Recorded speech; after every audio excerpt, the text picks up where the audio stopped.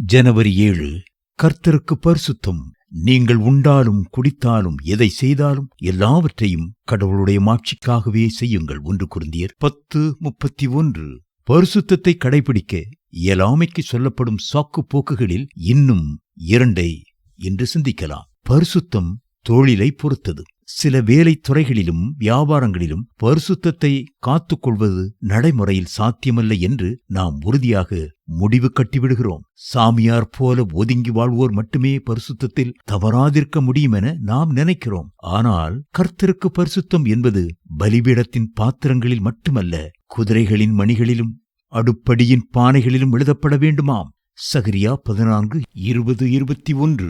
அதாவது மார்க்க சம்பந்தமான காரியங்களில் மட்டுமல்ல, அன்றாடக வாழ்வின் அனைத்து பகுதிகளிலும் கடவுள் தமது மக்களிடம் புனிதத்தை எதிர்பார்க்கிறார் என்பதே இதன் பொருள். கடவுளை மகிமைப்படுத்த வேண்டும் என்ற நமது பிரதான கடமைகளை பற்றி பேசும்போது புசித்தாலும் குடித்தாலும் கூட விதிவிலக்கல்ல.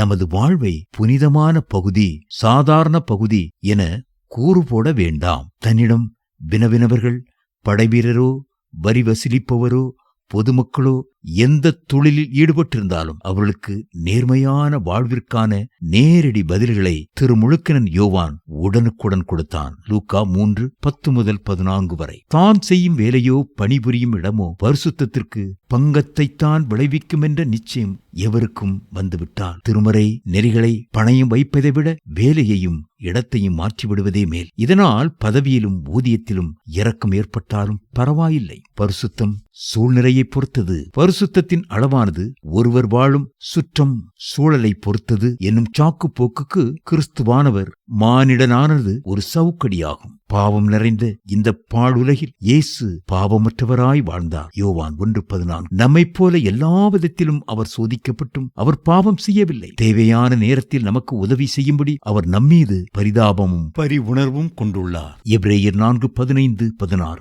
ஒரு வேசியின் வீட்டில் இரவு தங்கிய போதும் எரிகோ சென்ற வேவுகாரர் தங்கள் பரிசுத்தத்தை காத்துக் கொண்டனர். பெருந்தீனிக்கு பெயர் பெற்றிருந்த நாட்டிலும் விலக்கப்பட்ட உணவு வகைகளுக்கு தானியேல் தன்னை விலக்கி காத்துக் கொண்டான். உலகில் பாவம் இல்லாத இடமே இல்லை. ஆதியாகமம் 6:11-12. முழு உலகமும் தீயவனுக்குள் கிடக்கிறது. 1 யோவான் 5:19. நாம் இந்த உலகத்திலிருந்து தப்பி ஓடிவிட முடியாது.